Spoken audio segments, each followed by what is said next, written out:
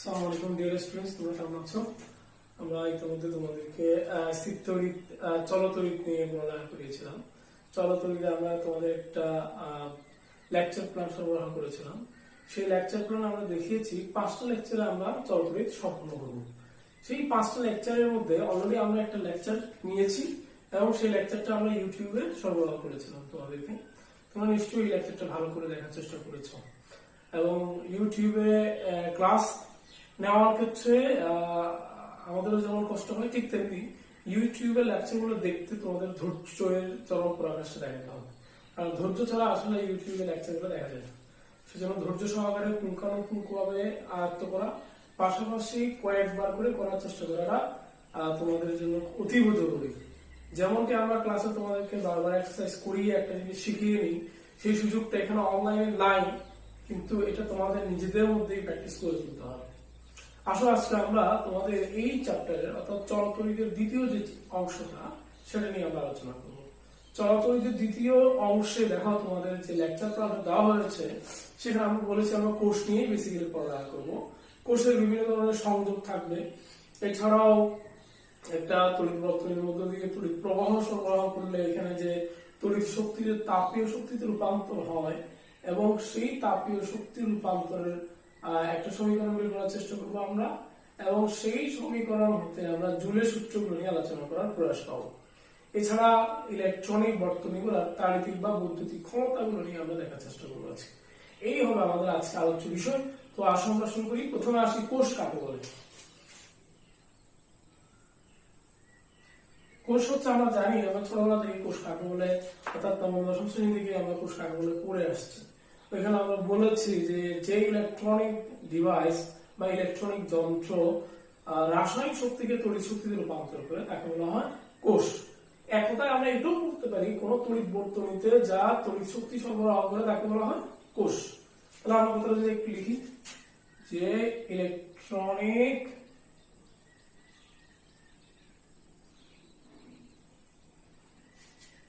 যন্ত্র তো রাসায়নিক শক্তিকে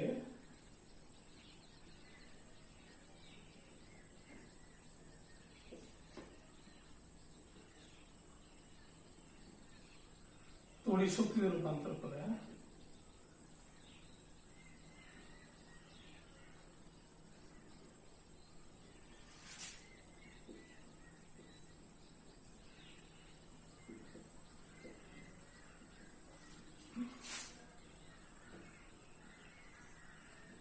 তাকে কোষ বলে।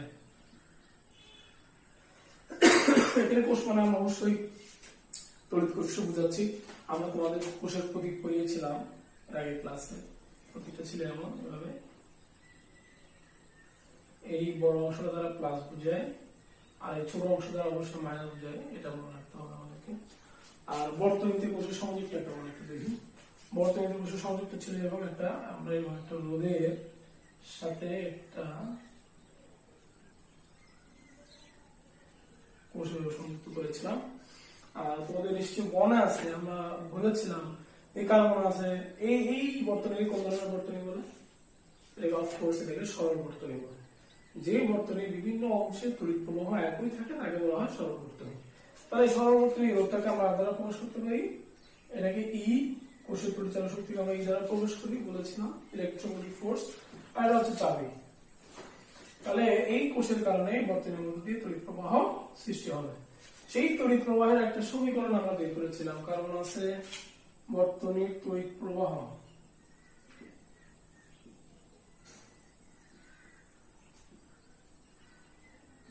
আই সমান কি ছিল, এটা অবশ্যই ভালো করে মনে রাখতে হবে, ই বাই আর প্লাস আর। অর্থাৎ ই হচ্ছে ইলেকট্রোমোটিভ ফোর্স আর হচ্ছে বর্তনীর রোধ, ছোট আর হচ্ছে ওই যে ব্যাটারিটা দেওয়া হয়েছে বা কোষটা দেওয়া হয়েছে তার অভ্যন্তরীণ রোধ। এই সমীকরণটাকে আমরা বারংবার বিভিন্ন জায়গায় প্রয়োগ করার চেষ্টা করবো। সেজন্য এই সমীকরণটা আমি বলবো ভালো করে বুঝতে পারার জন্য। তাহলে এই সমীকরণটা কি, আই সমান ই বাই আর প্লাস আর। আসলে এটা হচ্ছে এক ধরনের ওহমের সূত্রের একটা রূপ। তোমরা জানো ওহমের সূত্র আমরা পড়েছিলাম I divided by V by R, এই করেছিলাম না। তাই সমান ভি বাই আর। ভি মানে কি বর্তনীতে প্রযুক্ত বিভব, তাহলে এখানে ইলেকট্রোম্যাগনেটিক ফোর্স বলছি আই ভি অফ বিটাকে আমি, আর বর্তনীর মোট রোধ, একটা রোধ হচ্ছে আর, আর তার সাথে শ্রেণীতে একটা হচ্ছে কোষের অভ্যন্তরীণ রোধ, দ্যাটস ওয়াই আর প্লাস আর। এটা খুব সহজে আসে। এখন আমরা একটু দেখার চেষ্টা করবো এই যে কোষগুলোর কথা যে আমরা বললাম, সেই কোষগুলোর সংযোগ নিয়ে আমরা দেখব। কোষের সংযোগকে বেসিক্যালি আমরা দুভাগে ভাগ করি, একটা হচ্ছে কোষের শ্রেণী সংযোগ, আর একটা হচ্ছে কোষের সমান্তরাল সংযোগ। আমরা এটা একটু দেখবো। তাহলে কোষের প্রথমে আসবো শ্রেণী সংযোগ।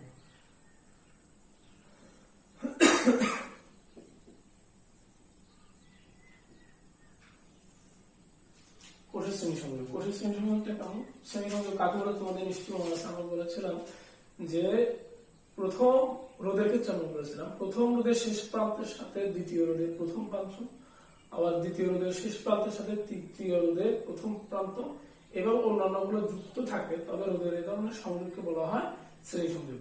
আমরা এক্ষেত্রে বলবো যে প্রথম কোষের ঋণাত্মক প্রান্তের সাথে দ্বিতীয় কোষের ধনাত্মক প্রান্ত, আবার দ্বিতীয় কোষের ঋণাত্মক প্রান্তের সাথে তৃতীয় কোষের ধনাত্মক প্রান্ত, এবং এভাবে অন্যান্য গুলো কি থাকে যুক্ত থাকে, তবে রোধের এ ধরনের সংযোগকে আমরা বলি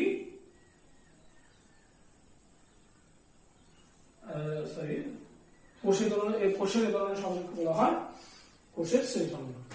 তাহলে আমরা শ্রেণী সংযোগের ক্ষেত্রে আমরা জানি, এই যে আমরা শ্রেণী সংযোগের ক্ষেত্রে আমরা জানি, আমরা পড়েছিলাম এই যেহেতু প্রত্যেকটা কোষের দুই বিন্দু আলাদা, যেমন এই কোষের দুই বিন্দু এটা, আবার এই কোষের দুই বিন্দু এটা, এই কোষের দুই বিন্দু এটা, মানে প্রত্যেকটা কোষের দুই বিন্দু আলাদা, অতএব শ্রেণীতে যুক্ত প্রত্যেকটা কোষ সম্মিলিতভাবে বেশি তড়িৎচালক শক্তি সরবরাহ করবে। অর্থাৎ তড়িৎচালক শক্তি হবে এটার প্লাস এটা, এটার প্লাস এটা, এটার প্লাস এটা, এটার প্লাস এটা, মানে সবগুলো যোগফল হবে বর্তনীর মোট তড়িৎচালক শক্তি। এই কথাটা ভালো করে মনে রাখতে হবে।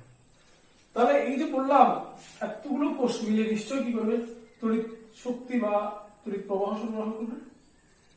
সেই তড়িৎ প্রবাহটা বর্তনীর মধ্যে দিয়ে কিভাবে সার্কুলেশন হবে। ধরা যাক কাজের সুবিধার্থে প্রত্যেকটা কোষের তড়িৎচালক শক্তি হচ্ছে ই, প্রত্যেকটারই আমরা সবগুলো সমান ধরলাম, আবার প্রত্যেকটা কোষের অভ্যন্তরীণ রোধ হচ্ছে আর, সেম ধরলাম। এইভাবে n সংখ্যক কোষ যুক্ত করা হয়েছে। তাহলে আমি বলবো ই তড়িৎচালক শক্তি এবং ছোট হাতের আর অভ্যন্তরীণ রোধের ছোট হাতের n সংখ্যক কোষ শ্রেণীতে যুক্ত, যার সাথে আর একটা রোধ যুক্ত করা হয়েছে। তাহলে এই যে তড়িৎ প্রবাহ সৃষ্টি হচ্ছে, সেই তড়িৎ প্রবাহের সমীকরণটা কি হবে আসলে আমরা একটু দেখার চেষ্টা করি। তাহলে তড়িৎ প্রবাহের সমীকরণ আমি কি লিখবো, আই সমান, আমরা একটু মনে করে দেবো, কিছুক্ষণ আগে আমি সর্বপ্রথম ক্ষেত্রে এই সমীকরণটা করেছিলাম ই বাই আর প্লাস আর। তাহলে এখানে ই এর জায়গায় আমি লিখবো এখন ই টোটাল, এখানে আর এর জায়গায় লিখবো আর টোটাল, ছোট হাতের আর জায়গায় লিখবো ছোট হাতের আর টোটাল। এই টোটাল মানে কত সেটা দেখার চেষ্টা করি। প্রথমে আসি ই টোটাল। তোমাদের কি টোটাল মানে আমরা বলেছিলাম এখানে যেহেতু কয়টা কোষ আছে, n সংখ্যক কোষ, তাহলে আমি যদি এভাবে লিখি, আমি বলেছিলাম যেহেতু শ্রেণীতে যুক্ত সবগুলো সম্মিলিত যোগফল হবে বর্তনীর মোট তড়িৎচালক শক্তি। সেই হিসেবে যদি আমি লিখি E plus E plus E plus E plus up to n সংখ্যক ই, তাহলে আমার মোট দাঁড়ায় n ই।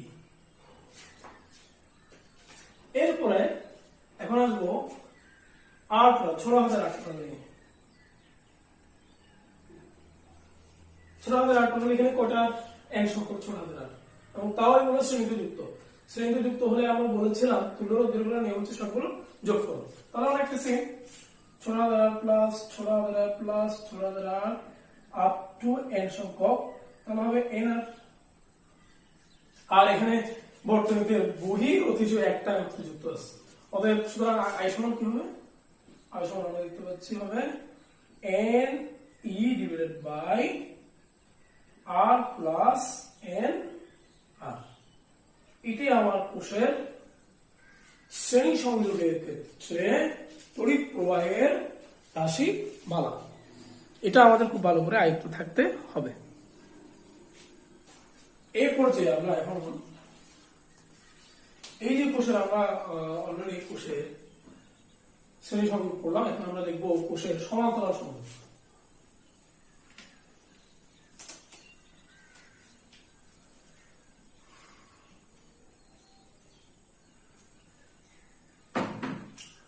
কোষের সমান্তরাল সংযোগ।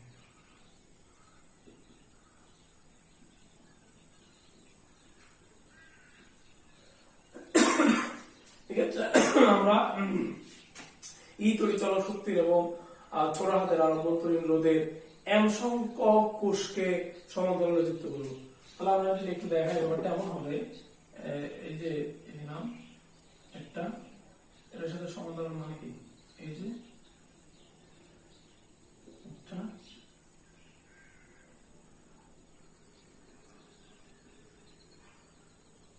এই যে এইভাবে কটা এভাবে হবে,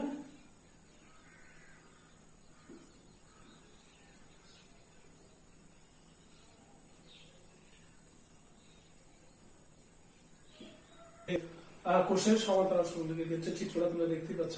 কোষের সমান্তরাল সংযোগ মানে আমরা কি বলেছিলাম? আমরা বলেছিলাম যে রোধের ক্ষেত্রে আমরা বলেছিলাম অনেকগুলো কোষ রোধকে এমন ভাবে সংযোগ দেওয়া যাতে রোধের সবগুলো এক প্রান্ত একটা কমন বিন্দুতে থাকে এবং অন্য প্রান্তগুলো আর একটা সাধারণ বিন্দুতে থাকে।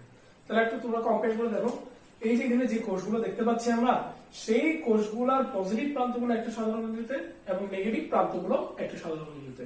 তাহলে এটা আমাদেরকে কোষের সমান্তরাল সংযোগের একটা ধারণা দিচ্ছে। এখন আমাদের এখানে যে গুরুত্বপূর্ণ বিষয়টা আমাদের একটু জানা থাকতে হবে।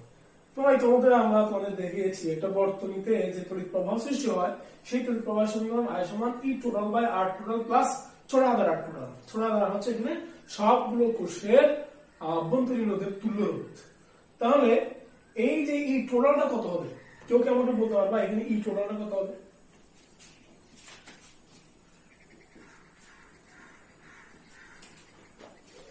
আমরা বলেছিলাম, দেখো রোধের সমান্তরাল সংযোগের ক্ষেত্রে আমরা দেখিয়েছিলাম, এই যে একটা রোধ, দুটো রোধ, তিনটা রোধ সমান্তরালে যুক্ত, কিন্তু এই রোধগুলো দুই প্রান্ত, এটার দুই প্রান্ত যা, এটারও দুই প্রান্ত তা, এটারও দুই প্রান্ত তা।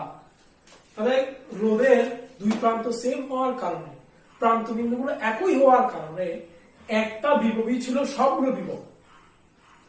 অর্থাৎ আমরা এই কথা বলেছিলাম যে রোধের সমান্তরাল সংযোগের ক্ষেত্রে বিভব ভাগ হয় না, একই বিভব থাকে সবার।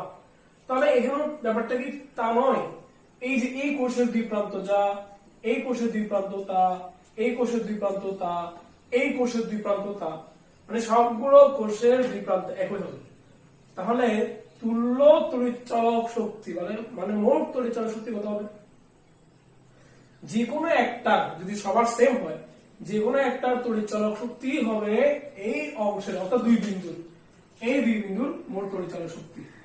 এই দুটো বিন্দুর মোট তড়িৎচলক শক্তি মানে হচ্ছে যে কোনো একটা তড়িৎচলক শক্তি। মনে রাখতে হবে, যদি ভিন্ন ভিন্ন হয়, অর্থাৎ এই E1 E2 এগুলো ডিফারেন্ট হয়, যারটা সবচেয়ে বেশি তড়িৎচলক শক্তিটা হবে এই দুই বিন্দুর তড়িৎচলক শক্তি। তাহলে আমি এখানে লেখার সময় এই কথা লিখতে পারি, অনলি লিখবো। একটু লক্ষ্য করি, এখানে আগে আমরা এই ছোট হাতের আরগুলো শ্রেণীতে যুক্ত ছিল, এখানে এই ছোট হাতের আরগুলো এখন শ্রেণীতে যুক্ত নাই, এগুলো সমান্তরালে যুক্ত।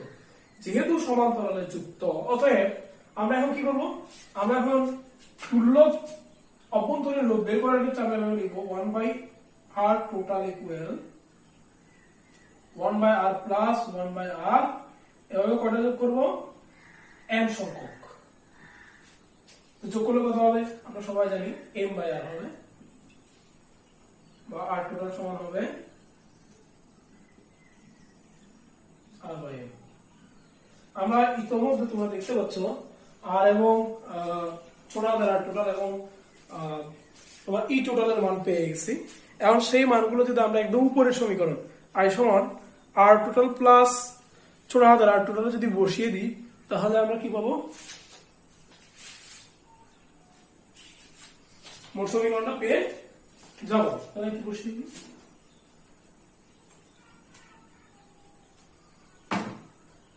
এখানে কি হবে only E divided by R total, মানে একটা আর হবে যেহেতু একটা আর আছে এখানে।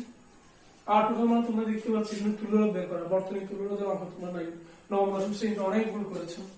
তাহলে এখানে কি লিখবো আমি, আর বাই এম লিখবো। এটা যদি আমরা একটু সাজগোজ করাই তাহলে কি দাঁড়াবে সমীকরণটা, M E divided by M R plus চলাতে আর।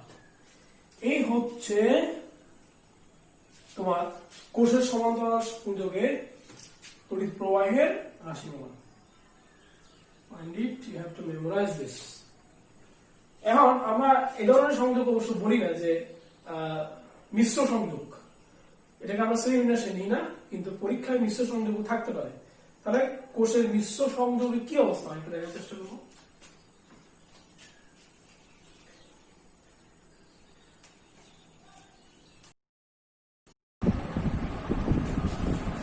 ওকে, এখন আমরা দেখবো কোষের মিশ্র সংযোগ, অর্থাৎ এখন শ্রেণী এবং সমান্তরাল দুজনেরই সংযোগই একসাথে কাজ করবে।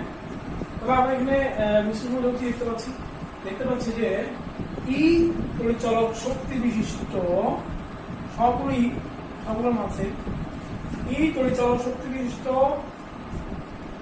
এন সংখ্যক কোষের একটা শ্রেণী, ই পরিচালক শক্তি বিশিষ্ট এবং আর অপরিরোধের এন সংখ্যক কোষের শ্রেণী সংযোগের এন সংখ্যককে সমান্তরালে যুক্ত করা হয়েছে। এন সংখ্যক শ্রেণীতে যুক্ত কোষকে সংযুক্ত করে আমরা এই মিক্সড সংযুক্ত বানিয়েছি। তাহলে এর আগে কিছুক্ষণ আগে আমরা তোমাদের দেখিয়েছিলাম যে শ্রেণী সংযোগের ক্ষেত্রে সমীকরণ হচ্ছে I সমান n e divided by r plus m। আর এটা হলো সিরিজ ছিল, তাহলে প্যারালালটা কেমন হবে, IP সমান ছিল m e divided by m r plus r। এখন আমরা এটা বের করবো না, বাট এই দুটা মিলিয়ে এই প্যারালাল সংযোগের ক্ষেত্রে তড়িৎ প্রবাহের সমীকরণ কি হবে সেটা আমরা দেখার চেষ্টা করব। তাহলে আই সমান কি হবে দেখি, যেহেতু দুটাই এখানে আছে, দেখো n সংখ্যক কোষের শ্রেণী আছে, আবার সেই n সংখ্যক কোষের শ্রেণীর r সংখ্যকটা নিয়ে আমরা প্যারালাল সংযোগ করেছি, তাহলে এটাও থাকবে এটাও থাকবে, মানে m n e প্লাস শুধু আর লিখবো না, এখন যেহেতু m সংখ্যক কোষের প্যারালালই যুক্ত তাহলে m একটা যুক্ত করতে হবে। আবার ছোট হাতের n সংখ্যক কোষের যেহেতু শ্রেণীতে যুক্ত তাহলে এটাও যুক্ত করতে হবে। এই হচ্ছে কোষের সমান্তরাল শ্রেণী সংযোগের অর্থাৎ মিশ্র সংযোগের ক্ষেত্রে তড়িৎ প্রবাহের রাশিমালা। এটা আমাদের মুখস্থ করতে হবে, এটা দিয়ে সিকিউ হয়, এটা দিয়ে নানান ধরনের প্রবলেম হয়, এটা দিয়ে তোমার এমসিকিউ হতে পারে। এখন আমরা দেখবো তড়িৎ প্রবাহের তাপীয় এবং রাসায়নিক ক্রিয়া।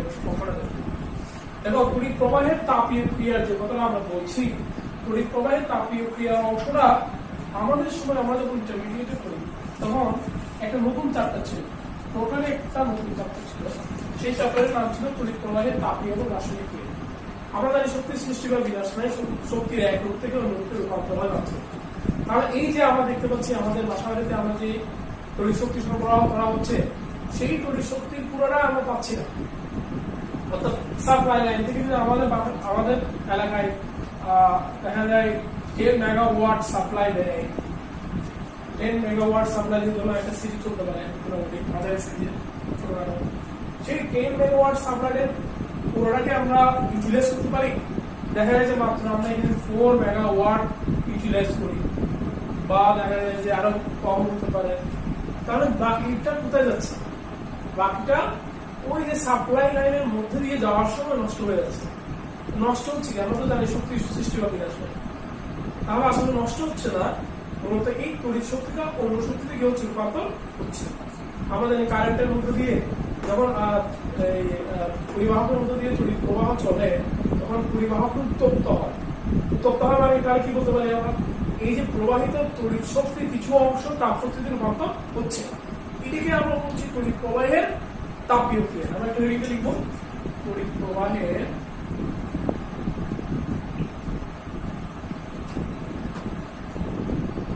তাপীয় ক্রিয়া।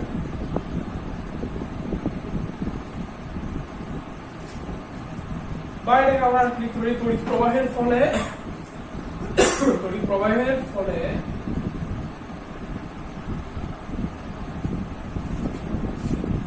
উৎপন্ন তাপ।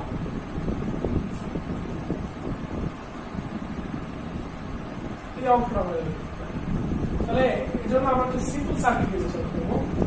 একটা রোধ বিবেচনা করলাম, সেই রোধের সাথে আমরা একটা কোষ এবং একটা চাবি সংযুক্ত করলাম। তাহলে আমরা বলছিলাম যে এইখানে যে তড়িৎ প্রবাহটা সৃষ্টি হচ্ছে সেই তড়িৎ প্রবাহগুলো এই রোধের মধ্য দিয়ে প্রবাহিত হবে।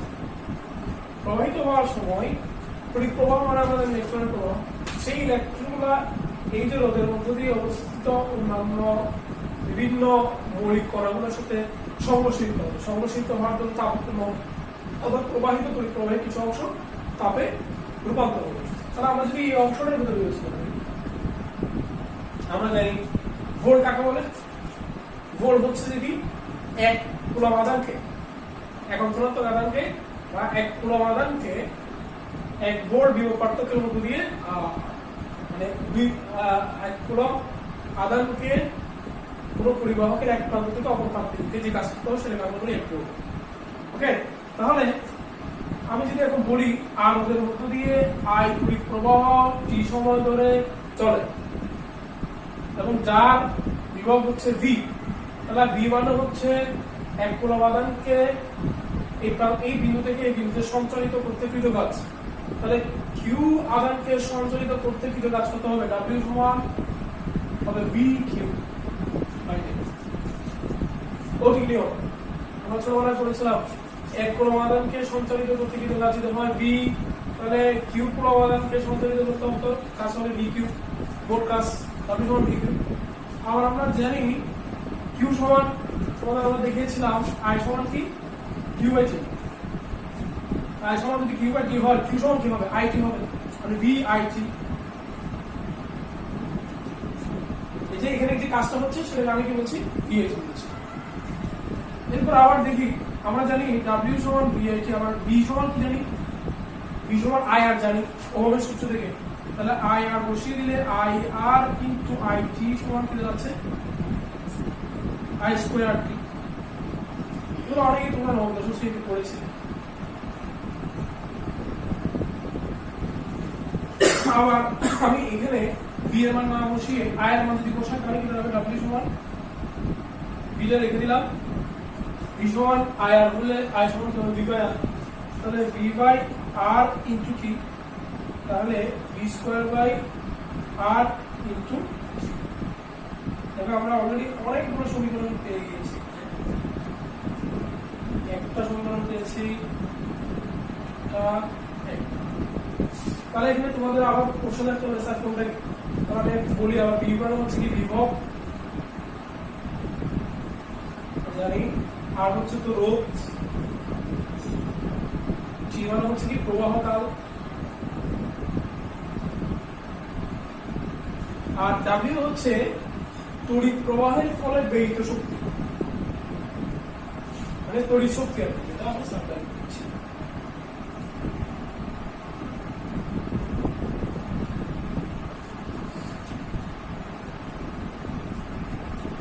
এই অঙ্কগুলো আমাদের ভালো করে জানা থাকবে।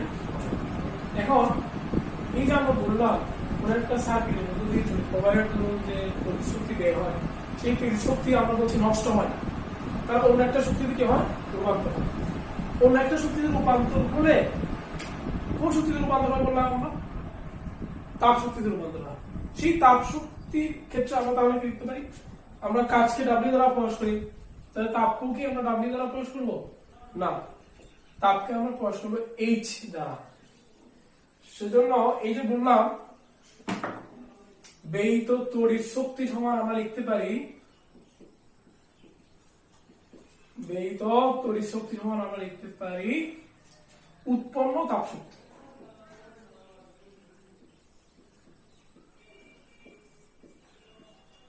আমি যদি লিখি উৎপন্ন তাপ শক্তিকে এইচ দ্বারা প্রকাশ করবো, এইচ সমান, আর ডাব্লিউ সমান আমরা কি জানি, এতক্ষণ আমি ডাব্লিউ সমান 3টা সমীকরণ বের করেছি। আমরা আমাদের কনভেনিয়েন্ট হিসেবে আমি একটা সমীকরণকে ধরে নিব, সেটা হচ্ছে আই স্কয়ার আরটি। এই সমীকরণটা খুবই ইম্পর্টেন্ট, সম্ভব হলে ক্লাস আমি তোমাদেরকে এটা এখনই মুখস্থ করাতাম, কারণ এই সমীকরণ দিয়ে আমি কয়েকটা সূত্র প্রমাণ করার চেষ্টা করবো। এখন খালি এই সমীকরণটা মনে রাখতে পারলেই সূত্রগুলো মুখস্থ করতে হবে না, এগুলো মনে থাকবে। এখানে এইচ হচ্ছে উৎপন্ন তাপ, আই হচ্ছে তড়িৎ প্রবাহ, আর হচ্ছে রোধ, টি হচ্ছে প্রবাহ কাল, মানে যে সময় ধরে তড়িৎ প্রবাহ চালনা করা হয়েছে বর্তনীর মধ্য দিয়ে। তাহলে এই সমীকরণটাকে আমি যে সূত্রগুলো পাই, সে সূত্রগুলো একটা চমৎকার নাম আছে, সে নামগুলো হচ্ছে কি জুলের সূত্র সমূহ। বিজ্ঞানী জুল এই যে এখানে তাপ উৎপন্ন হচ্ছে, সেই তাপ উৎপন্ন তাপ কোন কোন বিষয়ের উপর নির্ভর করে সে সংক্রান্ত 3টি সূত্র প্রদান করেন। এই সূত্রগুলোকে আমরা বলি জুলের সূত্র। 1 নম্বর সূত্র একটু ভালো করে বুঝতে চলবে, ভেরি ইজি। আমরা দেখতে পাচ্ছি এইচ অর্থাৎ উৎপন্ন তাপ 3টা বিষয়ের উপর নির্ভর করে। কয়টা বিষয়? 3টা বিষয়। আই তড়িৎ প্রবাহ, রোধ এবং প্রবাহ কালের উপর। তাহলে আমরা যেটা করি সচরাচর সেটা হচ্ছে কি যে কোনো দুটাকে ধ্রুবক রেখে আরেকটাকে চলক ধরি। তাহলে আমি যে হাত দিয়ে যদি এই অংশটাকে ঢেকে রাখি, তাহলে এইচ কার উপর ডিপেন্ড করে? তড়িৎ প্রবাহের উপর ডিপেন্ড করে। তাহলে তড়িৎ প্রবাহের ফলে উৎপন্ন তাপ প্রবাহিত তড়িৎ প্রবাহের বর্গের সমানুপাতিক। আবার যদি আমি কি করি, এটা এবং আই এবং টি কে যদি ধ্রুবক বানিয়ে ফেলি, তাহলে আমি বলবো তড়িৎ প্রবাহের ফলে উৎপন্ন তাপ রোধের সমানুপাতিক।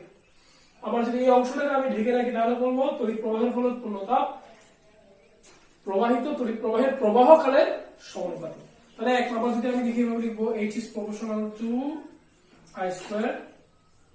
2 H is proportional to R। 3 number H is proportional to T। এই হলো জুলের সূত্রসমূহ। এগুলো আমাদের আয়ত্ত করতে হবে, এগুলো আসে। আর উদাহরণমূলক প্রশ্ন আসতে পারে, জ্ঞানমূলক প্রশ্ন আসতে পারে। ওকে, আমরা এখন দেখবো তাড়িৎ বা বৈদ্যুতিক ক্ষমতা বলতে কি বোঝায়। আমরা বাসাবাড়িতে বা আমাদের নিত্যনৈমিত্তিক কাজে আমরা যে সকল ইলেকট্রনিক ডিভাইস ব্যবহার করি, সেই ডিভাইসগুলোর তাড়িৎ বা বৈদ্যুতিক ক্ষমতা খুবই বড় একটা বিষয়। তাহলে আমরা এখন দেখবো সেই জিনিসটা কাকে বলে। তোমরা জানো ক্ষমতা কাকে বলে? ক্ষমতা হচ্ছে একক সময়ে কৃত কাজকে বা কাজ করার হারকে ক্ষমতা বলা হয়। তাহলে আমরা এখানে দেখতে পাচ্ছি, আমরা ক্ষমতা বলবো বৈদ্যুতিক বা তাড়িৎ যন্ত্রের ক্ষমতা হচ্ছে কোনো বৈদ্যুতিক যন্ত্রের কাজ করার হারকে বা একক সময়ে কৃত কাজকে ওই যন্ত্রের তাড়িৎ বা বৈদ্যুতিক ক্ষমতা বলে। ক্ষমতাকে আমরা ছোটবেলা থেকেই পি দ্বারা প্রকাশ করে এসেছি। তাহলে পি সমান আমাদের ডাব্লিউ বাই টি। তাহলে ওই ব্যাপারটাই, টি সময়ে কৃত কাজ যদি হয় ডাব্লিউ, তাহলে একক সময়ে কৃত কাজ হবে ডাব্লিউ বাই টি। এই একক সময়ে কৃত কাজকে আমরা বলি ক্ষমতা। তাহলে এই যে ক্ষমতার আমরা সমীকরণটা পেলাম, সেটাকে আমরা কিভাবে লিখতে পারি দেখি তো। আমি এভাবে লিখতে পারি, ডাব্লিউ সমান পিটি লিখতে পারি এখান থেকে। আবার ডাব্লিউ সমান আমি আরো তো সমীকরণ জানি। ডাব্লিউ সমান আমরা কিছুক্ষণ আগে দেখাইছি I square R T into কাজ সমান। আবার ডাব্লিউ সমান আরো দেখিয়েছি V square by R into T. আবার ডাব্লিউ সমান আরেকটা সমীকরণ দেখিয়েছি ভি আই টি। এই যে 4 ধরনের সমীকরণ পেলাম, এই 4টা সমীকরণই আমাদের পরীক্ষা নিরীক্ষায় প্রয়োগ করতে হইতে পারে। তাহলে এখন ব্যাপার কিন্তু সেটা না, ব্যাপার হচ্ছে একক নিয়ে। এই যে আমি ডাব্লিউ সমান পিটি দিলাম, এর এককটা কি হবে? তোমরা সবাই জানো পি মানে হচ্ছে কি পাওয়ার, পাওয়ার একক হচ্ছে কি ওয়াট, আর সময় একক হচ্ছে কি সেকেন্ড। তাহলে বাসাবাড়িতে আমরা যে সকল যন্ত্র ব্যবহার করি, সেই সকল যন্ত্রের মানে কাজের ক্ষমতা কত, কাজ কত করে, সেই কাজটা বোঝানোর জন্য আমি ডাব্লিউ অর্থাৎ ওয়াট সেকেন্ড এই কথাটা ব্যবহার করতে পারি। কিন্তু ওয়াট সেকেন্ড কথাটা খুবই ছোট হয়ে যায়। মানে ব্যাপারটা এবং বাজারে গিয়ে যদি আমরা বলি যে আমাকে 1000 গ্রাম কি দাও, চাল দাও, এই ওয়াট সেকেন্ড ইউজ করা মানে অনেকটা এভাবে বলার মতো হয়। সেজন্য আমরা কি করেছি, এর চেয়ে আর একটা বড় একটা এককে কনভেনিয়েন্ট একক হিসেবে ধরেছি, মানে বাসাবাড়িতে বৈদ্যুতিক হিসাব নিকাশের জন্য। সেটা কি? সেটা হচ্ছে আমরা এই জাস্ট ওয়াটের আগে একটা কিলো লাগাবো, আর সেকেন্ডে প্রকাশ না করে আওয়ারে প্রকাশ করবো। এই কিলোওয়াট আওয়ার এটাকে আমরা আমাদের বাসা বাড়িতে বৈদ্যুতিক হিসাবের একটা একক হিসেবে ধরি, যেটাকে আমরা বলি 1 BOT, board of trade unit. যেমন এই যে যারা বিদ্যুতের হিসাবে কাজ করতে আসে, ওরা এসে বলে যে আমাদের বাড়িতে এবার 80 ইউনিট 80 ইউনিট বিদ্যুৎ উঠছে। তাহলে এই 80 ইউনিটের মানে কি? 80 ইউনিট মানে হচ্ছে 80 কিলোওয়াট আওয়ার। তাহলে আমরা যখনই ইউনিটে রূপান্তর করতে চাইবো, তখনই আমাদেরকে এই ওয়াট সেকেন্ডকে কিছু কনভার্ট করতে হবে, কিলোওয়াট আওয়ারে কনভার্ট করতে হবে। তাহলে আমরা একটু দেখবো জিনিসটা।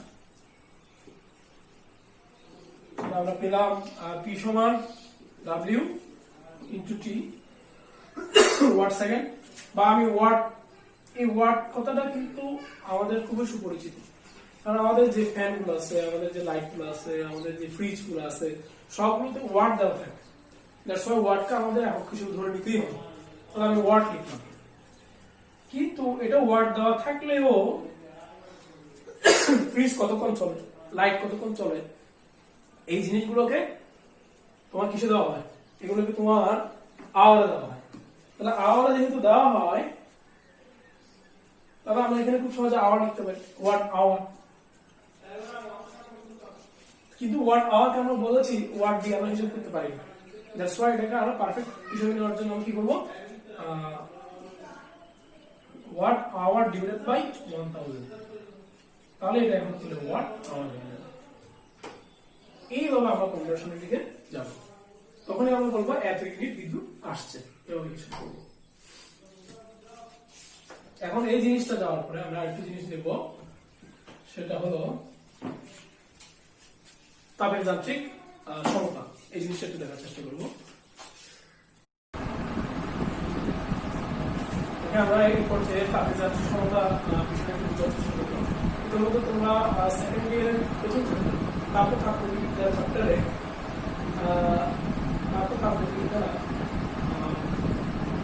প্রথম চ্যাপ্টারে তোমরা মোটামুটি তাপের যান্ত্রিক সমতা নিয়ে একটা আইডিয়া করার চেষ্টা করেছিলে। তোমরা এখানে তাপগতিবিদ্যার প্রথম সূত্র করেছিলে। প্রথম সূত্রটা ছিল তাপকে কাজে এবং কাজকে কাজে রূপান্তর করলে এটা পরস্পরের কি হয়, সমানুপাতিক হয়। আমরা এদের একটা সমীকরণ পেয়েছিলাম, W is proportional to H। এই সেই সমীকরণ থেকে আমরা পাই W হচ্ছে H। এই যেটাকে আমরা বলছি তাপের যান্ত্রিক সমতা। তাহলে তাপের যান্ত্রিক সমতা মানে কি? এখান থেকে আমরা এই সমীকরণগুলো বোঝার চেষ্টা করবো তাপের যান্ত্রিক সমতা মানে। তাহলে দেখি তো একটু তাপের যান্ত্রিক সমতা। আমি যদি এখানে H সমান 1 বসাই, H সমান 1 না, W সমান কি হবে? 0। তাহলে এখান থেকে বোঝা যাচ্ছে একক তাপ উৎপন্ন করতে যে পরিমাণ কাজ করতে হবে, মানে একক তাপ H সমান 1 মানে কি একক তাপ উৎপন্ন করতে যে পরিমাণ কাজ করতে হবে সেটাই হচ্ছে তাপের যান্ত্রিক সমতা। একটু লিখি, একক তাপ উৎপন্ন করতে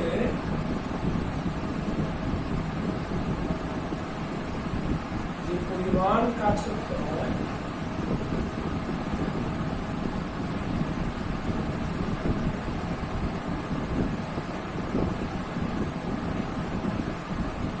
তাই তাপের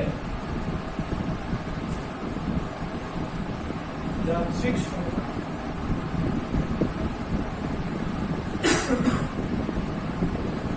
বা টুলটা যদি বলি, একক তাপ দ্বারা যে পরিমাণ কাজ করা যায়, একক তাপ দ্বারা যে পরিমাণ কাজ করা যায় তার উপর কার্যের সমতা। তোমরা জানো এই যান্ত্রিক সমতা যে এই সমীকরণটা দিকে আমরা একটা প্র্যাকটিক্যাল করি, তাপের যান্ত্রিক সমতা বা প্রমাণ করি। সেটা যদি আমি একটু লিখি, সুতরাং যে সময় কি দাঁড়াচ্ছে W/H। এই H মানে হচ্ছে উৎপন্ন তাপ বোঝাই।